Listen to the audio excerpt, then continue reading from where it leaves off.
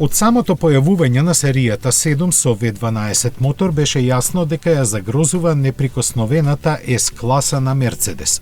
Болидот од Баварија испорачуваше 300 конски сили, а уште тогаш беше електронски ограничена максималната брзина на 250 км на час. Во најдобрите времења, ултимативната изведба со V12 мотор се искачи на двоцифрено процентуално учество во продажбата на седумката. До сегашната шеста генерација на модели, BMW се снајде со 12-цилиндричниот агрегат кој набрзо се најде и во различни модели на Rolls-Royce, но сега е готово, барем за баварската луксузна лимузина. Во Германија M760 беше достапен во суптилната изведба Excellence, веќе некое време не беше достапен за нарачка. Преживеа во Соединетите Американски држави каде се уште е на ценовникот, и тоа ќе биде за кратко бидејќи BMW го објави крајот на производството во јуни 2022 година на последната машина со 12 цилиндри што некогаш била вградена во автомобил на BMW. Последните 12 примероци ќе се продаваат под името на моделот BMW M760 Final V12 по цена од $200,000.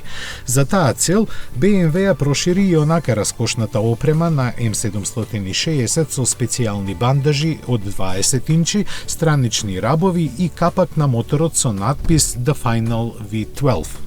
Овој мотор ќе продолжи да живее во моделите на Rolls-Royce каде е основа за најлуксузните изведби.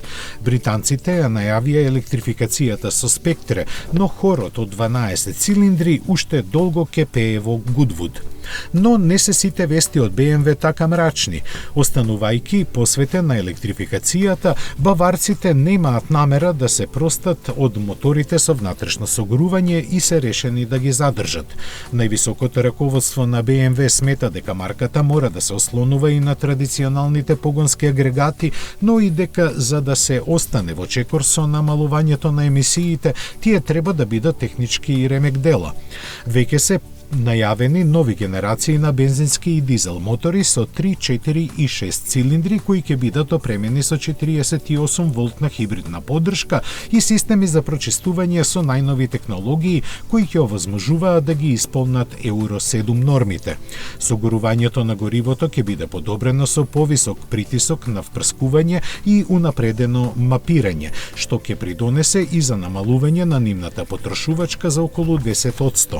Првите агрегати од новата програма, кои нема да имаат многу заеднички компоненти со сегашните, ќе бидат лансирани веќе есенва и е предвидено да се користат до 2030 година.